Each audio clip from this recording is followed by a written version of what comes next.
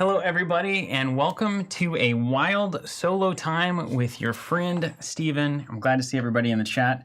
I appreciate all the commentary that has come through already, and I'll be looking to that as I, again, try to fight off the madness of staring into a blank camera in a blank room. I want to make sure that we all understand what this video is about. So this kind of came up last minute. We got this WarCrow Adventures demo in late last week. So this is a demo copy that's been to a bunch of different creators, I believe, and its kind of final stop on the journey was with us, which was really nice of them to send this our way. I just wanted to make sure that everybody out there in our universe of gaming people knew that this game was here and that the Kickstarter is currently about a little under 24 hours from being done. So just wanted to make sure everybody knew that this was out there and give you a little rundown of what the game is like. We're not sponsored. We're given no money for any of this. Corvus Belli didn't say, hey, if you show off our game, we'll give you $1,000 or whatever people get for that. That's not what this is. We are just huge fans of Corvus Belli. We played Infinity for a while in the first iteration of our retail store. That was a game that we supported pretty heavily, and have talked with them over the years at various conventions and, chatted with Carlos a bunch, have demoed a bunch of their games. Defiance, we did a few Gen Cons ago, and are always just consistently impressed with the vibe that they bring and just their general attitude about everything. They seem like they're really considering the finer points of games. The quality of stuff that they put out is honestly second to none. Their miniatures are unbelievable. I don't think I've ever seen miniatures better than the Infinity miniatures. I've seen some 40K ones that are pretty good. Games Workshop does some good work, you might say. But it's like such good quality, and I can show you some of that today as well. But really just like, what is WarCrow Adventures? What's the vision for this game, and why perhaps you should care? And I asked myself, obviously, the same question. I think the first thing we have to kind of dive into is like, I would say that the Dungeons and Dragons role-playing, dungeon-crawling crowd is a giant crowd that is difficult to, well, there's two things. It's difficult to monetize, straight up, because I bought the D&D whatever manual in like middle school, and I still use it. So they got $20 from me about 20 years ago.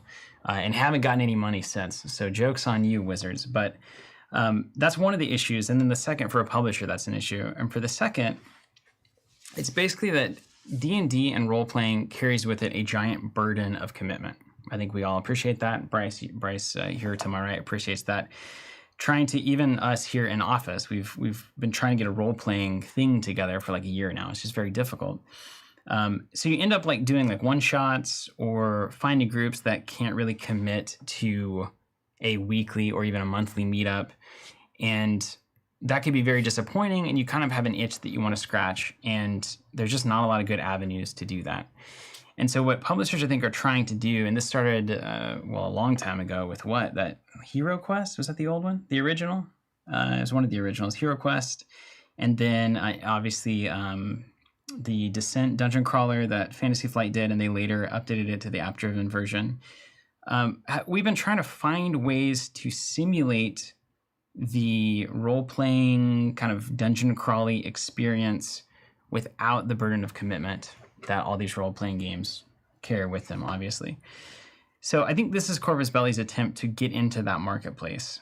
And they have a lot of experience doing a miniatures war game with Infinity. They had some experience now doing like the sci-fi kind of standalone game that manages itself in Defiance. And now they're pushing on the fantasy gas, which I think makes a lot of sense for them, given that they did their big sci-fi universe with Infinity. And now they're basically saying, can we do a similar kind of experience, but go fantasy, which is a well-known and a beloved genre, I think, to most of us. And so what they've done here is actually really, really smart. Really, really, really smart. They're starting with this WarCrow Adventures box, which kind of acts like the core box for what will eventually be the WarCrow Fantasy Miniatures game. We saw this kind of done with Imperial Assault in the FFG heyday when that was all kicking around. But basically, you have this co-op experience that you can play with friends, and then you can also take these pieces and have a one-on-one head-to-head experience. That always felt, for Imperial Assault, I think it was widely agreed, a little bit kind of tacked on at the last second, or it wasn't really fully realized in the PvP direction. So what they're doing here is like really siloing out this WarCrow Adventures experience and focusing all of their resources and intention on making that great. And then as you're buying these adventures things, I don't know this, but you gotta imagine, as you're buying these adventures things, the heroes that you're buying, maybe even the villains that you're buying, eventually you release a rule set via like a hardback book, or I don't know if people do that anymore, but that's how we used to do it back in the miniatures days. You remember those hardback books? The kids even do that anymore? What would it be, an ebook? A metaverse token? I don't know how they'll do it, but they will get in our hands a way to use the models that you have in the cards that you have, presumably, to do a more sprawly, like kind of fantasy miniatures, maybe a skirmish style game. I don't know how big they're going to make it. But that to me is a really smart way to onboard people into a fantasy miniatures game. Like if you just released all of these models and a rule book and said, all right, like let's go WarCrow, there are some people that would take you up on that. But this is a way to get a lot of people in who are going to slowly kind of learn the system, learn how the game works, what heroes they like. And then when you release that fantasy miniatures game kind of manual, then people who already have the co-op stuff, is way easier for them to make the jump into it. So I just think it's a really smart way to do it. So will they have bridged the gap effectively between the high commitment D&D dungeon crawling crowd and then kind of onboard people into this co-op experience and then into a fantasy miniatures game? They may well pull it off. I think, and it looks like Zephin's saying the war game's looking to be about 15 to 20 models. So that's actually a pretty significant amount of models for a war game. That's actually very exciting to me that it's going to be that big. So my guess is you're going to have one or two of these heroes maybe on the board, and then you'll have your generic units and generic troops that are backing them up. But the game is doing, see, this is what Corvus Belli does. Like, first of all, let's just look at it for a second. So check out this top down. This is a very light view of what the game's going to look like. And I've got the map here. They're interchangeable map tiles that they're using. So there's a really good how to play on the Kickstarter page itself. If you want to find that video, that pretty much gives you all you need to know. Now, the bad news about that Kickstarter page, you're gonna have to scroll down for literally 20 minutes to find those videos. There is so much content on this Kickstarter page. It is amazing. Like I literally set my mouse to auto scroll and walked away so I can get to the bottom of this thing. It is a massive Kickstarter page. There's all sorts of things that Kickstarter people are really into, I think, which is all the stretch goals and 20 models and rewards, etc. But at the bottom of that page is a number of videos, and you'll find a how to play video that gives you the full show right off the bat. Well produced, Corvus Belli quality coming through all the time. So this is what the board looks like. This is our initiative tracker. Look, it looks great. That's a constant refrain. It's just going to look great. All the stuff is well thought out. It's a really cool initiative system that I've been learning a little bit about this past week. Haven't played the game fully, but have watched the how to play videos and whatnot. And I love how they're dealing with speed in terms of initiative. In that, like, lower initiative stuff, like an archer might be a 3 initiative, priest might be a 5 initiative, let's say.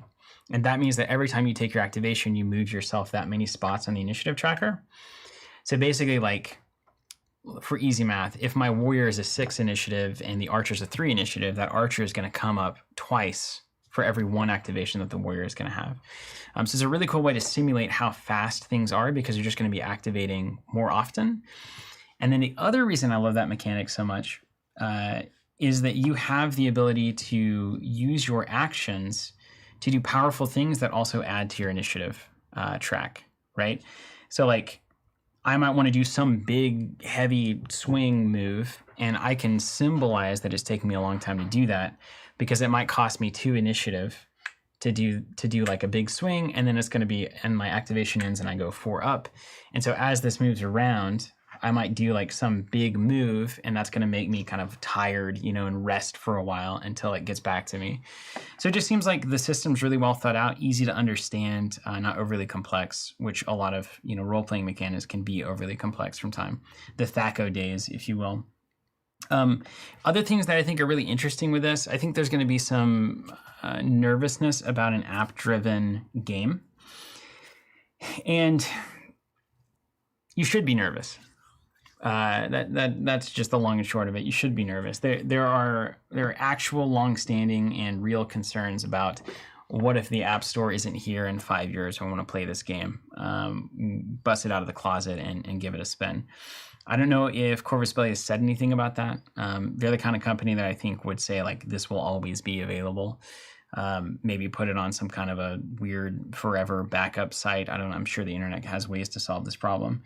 But the app-driven thing can be over the top. It can be the wrong, I won't say wrong, the kind of mix of digital and physical that is either too much or not enough for you, right? So the digital component has to be enough of an implementation to actually facilitate the action on the board in a way that isn't better just managing it by hand. But it also has to get out of the way enough that you don't feel like you're playing a very slow and unnecessarily burdened video game, right? I think the Lord of the Rings digital implementation was too much video game. The one where the Mirkwood thing, I think, where it literally ran through so much of the game for you that you felt like you were just kind of like moving pieces around of no consequence. This one, from what I've seen so far, is really, really well done. You have this flip between narrative mode and combat mode, which is borrowed from a lot of the indie RPGs that I've been playing probably the past 10 years, more so like probably 5 years ago. With like Torchbearer comes to mind immediately for me, where you have a distinct phase where we're in the narrative storytelling version of the game. These enemies aren't here. We're moving our heroes around. We're looking at chests. We're looking at, points of interest and talking to people. We're opening doors and going through hallways. Then once an encounter begins, it switches to the combat mode of the game. And that then introduces kind of new restrictions on what characters can do. And now you start activating your abilities, fighting with these enemies, figuring out, how to dispose of the challenge at hand. And then once that combat is over, you flip back into narrative mode. And from what I've seen on all the how to play stuff, the narrative mode is primarily where the app is coming in. And I think if you're going to put it somewhere, right, that's a great place to put it.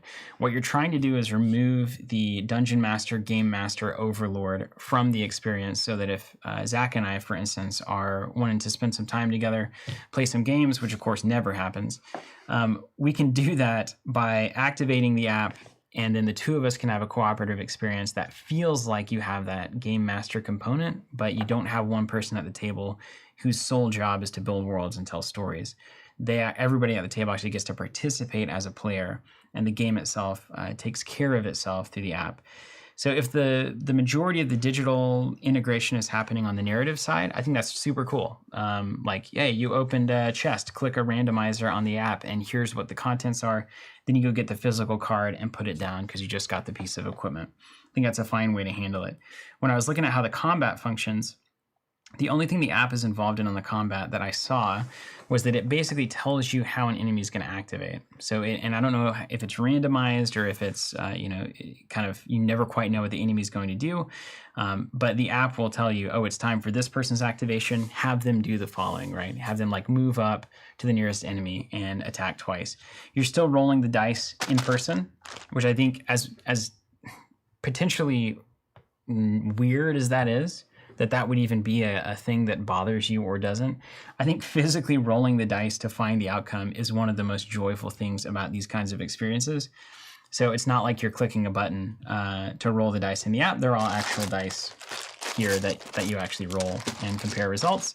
It's a cool dice spinning system, right? So you'll see different symbols on the dice that corresponds to different abilities that you have on your character sheet. So whatever you roll, you then can determine what's the best use of my actions based on the dice that I have at hand. How can I spin these or switch these into various things that I can do most successfully? And then the last thing that really tracks for me is this little energy cube system that, it feels very Euro board game, which is great. But as you're, taking your turn, you basically get to decide on these trackers where you want to spend your energy cubes.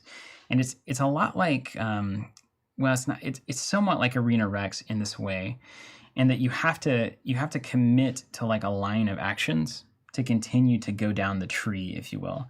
So as far as I understand it, you can take this top line and you have to spend 1 energy to do nothing, but that's just getting you access to what you can do after that. Then I could spend a second energy to get this effect, and I could spend a third energy to get this effect, or I could spend that energy maybe somewhere down here instead, or on some of these other things that I've got that I can use that might have abilities that I can spend energy on. So it's just it's a nice, very tangible way to do this. It's like Wingspan or anything else. You're putting your little, this is where my actions are going. And then you get to maneuver that on the actual table and see how that plays out.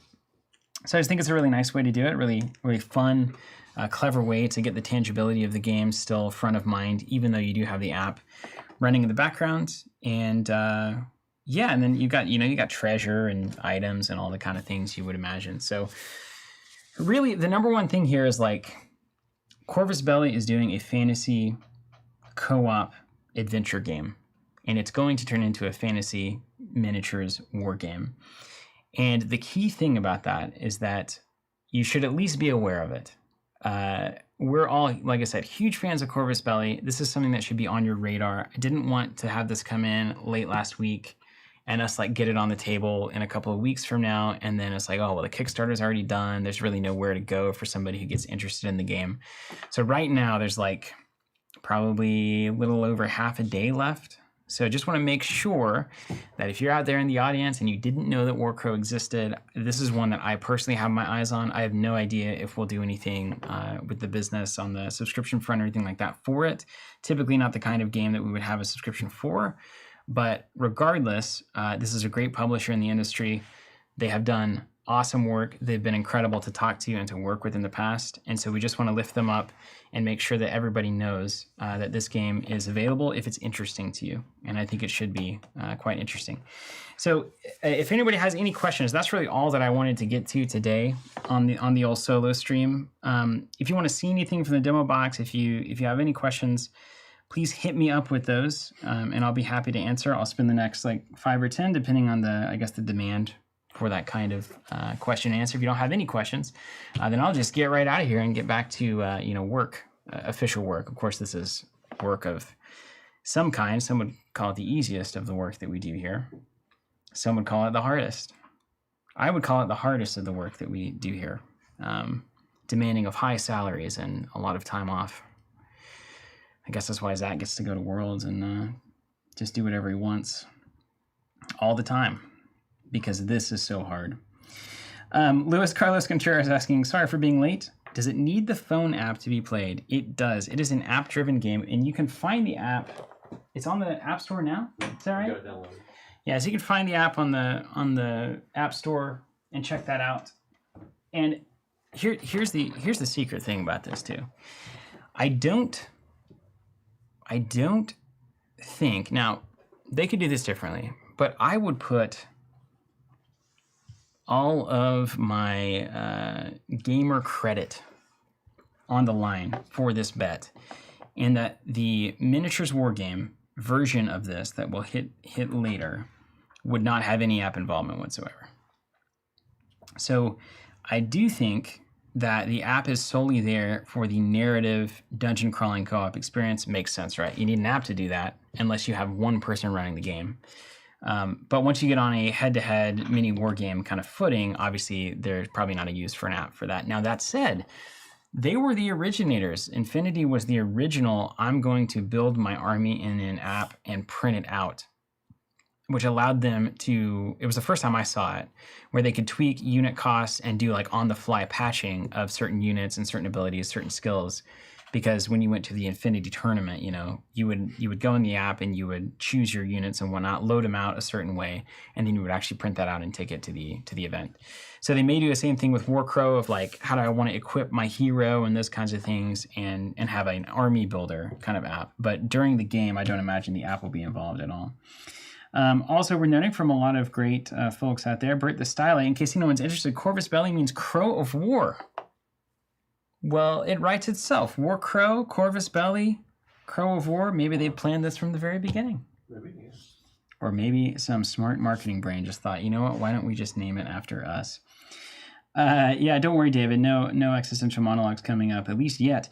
Zephin1818 said the demo is also available on TTS now, so you can run yourself through that demo. Looks like. Floating Skull, can we get some close-ups of the miniatures? You absolutely can. You know what? I'll zoom this bad boy in. I can get actually really close. This is going to be go on a journey with me on this one, if you would. Okay. In fact, you know what? I think I can get even closer. Hold on a second. This is the content we came for. Okay, yeah, it is closer. Wow. I can see my house from here. Okay, let's try this. Ooh, that's making me dizzy. All right, stop moving. Okay, let's give it a second, it'll settle. All right, here we go. What do we got? Okay, let's focus this better. It's gonna be a little wiggly again.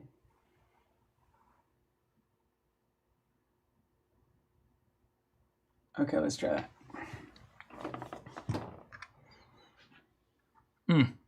There you go. So again, and I don't know how much, if these are like production models. Look at that though. That's going to be, when you paint that, they know what they're doing, man, when it comes to paint. That there's so many things that are going to pick up those washes. It's going to look marvelous. This is the Archer. Man, the perspective on this is just mind-blowing to me. Look at that. Come on now. Okay, there's the Archer. What else do we want? How about a Cleric? Just assume it's the Cleric because of the cross and all that.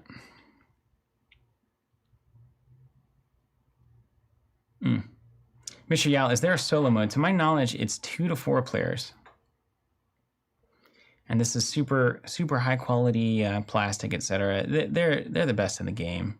I think they make these in-house. I think they spin them up. I know they had the metal machines for it, and I imagine they did the same thing for their plastics. Come on, man. And they're gonna get Angel or whoever to paint these, and then we're all just gonna cry and say, how could anyone ever be this good at anything? All right, there's a Cleric. How about a Dwarf Warrior there? Look at that. Come on. I mean, it's these details, right? Yeah. That's going to pick up those washes, those highlights. There's a special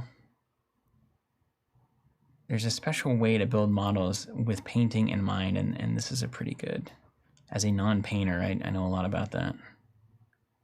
I painted those Skytear minis. Like even that shield, right? It could just be a flat panel, but because they introduce a lot of texture to it, it's gonna be so much easier to paint. Right? This might be a tank type character in case you were anybody confused about that. And then here's the old mage. Chris Ducci, you will absolutely be able to two-handed solo it. That's a good mage pose. It's a good mage pose, right? A lot of mages get bad poses. It's hard to find a good mage pose, but that is one. And look at the details on that cloak. Yeah. Look at this cloak. Come on, even I could paint that. I could just put a what do they call it? Orc wash.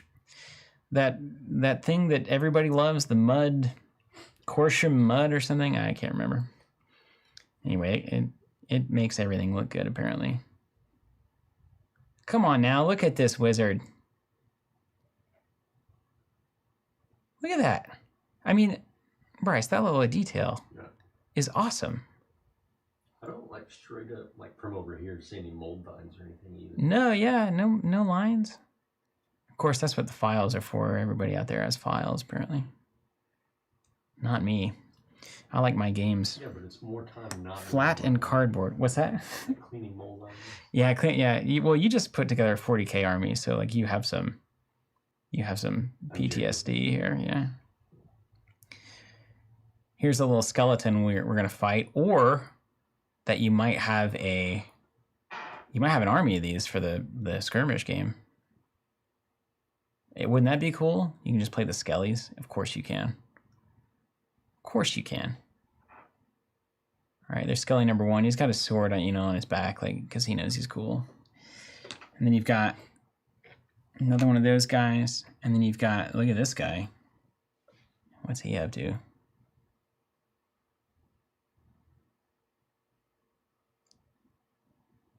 He looks like he's up to no end good. I can tell you that right there.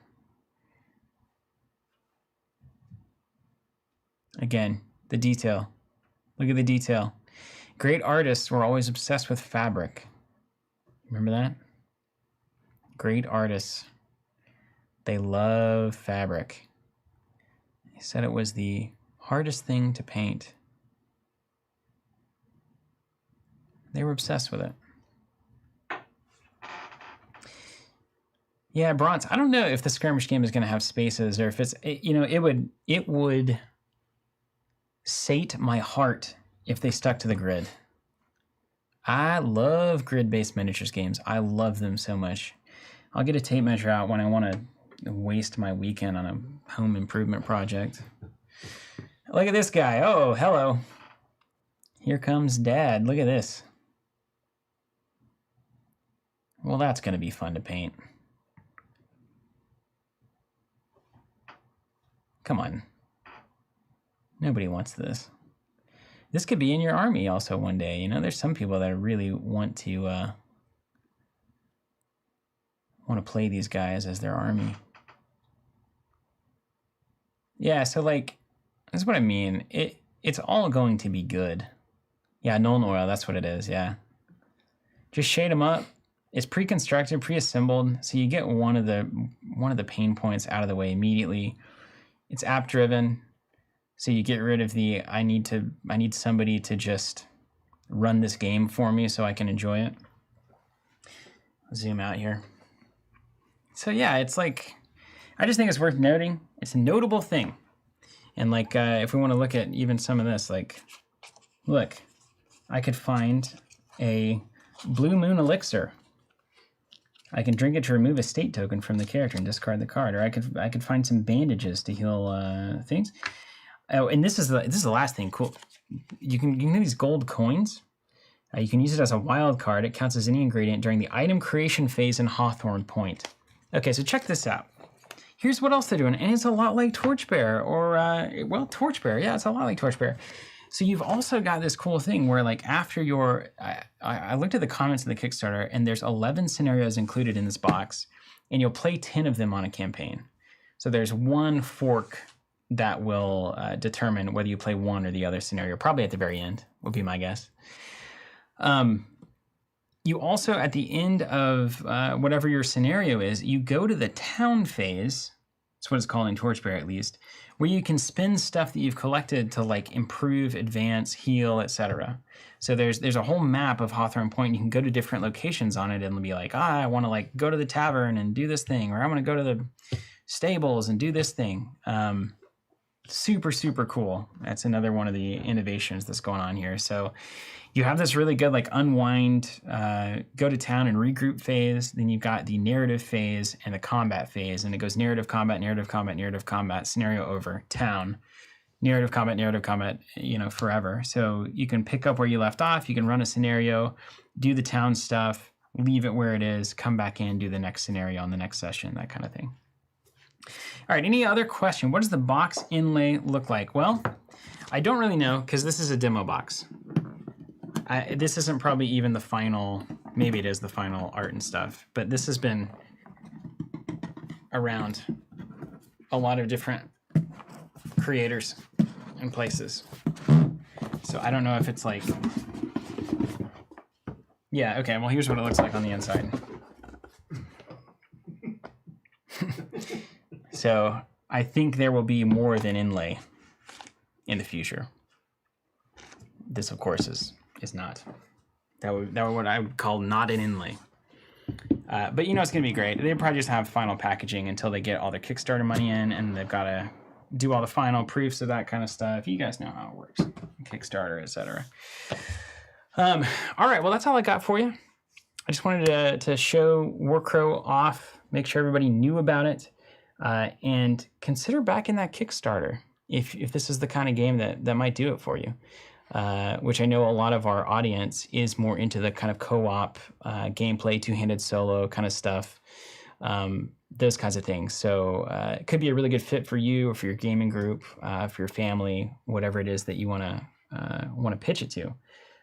So I wanted to show it to you, and I appreciate everybody hanging out and chatting with me. Did they put an age range on the box? Did they put an age range? Good question. They may have it on the Kickstarter. I would guess this is an all hands on deck TVG kind of a game. I don't think Corvus Belli is like moody enough to make it all grungy and weird. Unfiltered commentary today. Let's see if they tell us. 14 plus is what they've got it at, which means probably like in modern parlance, like 5-year-olds can do it.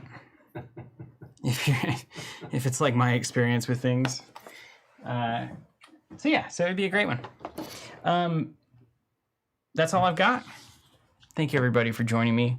Go check out WarCrow Adventures and at least see what the Kickstarter is all about. Consider backing. Huge shout to Corvus Belli. They're continuing to do great work. And then Zach and I will probably try to play this at some point in the future. I can't guarantee it, but it may well happen. And we certainly would look forward to doing that. So take care, and I'll see you guys next time.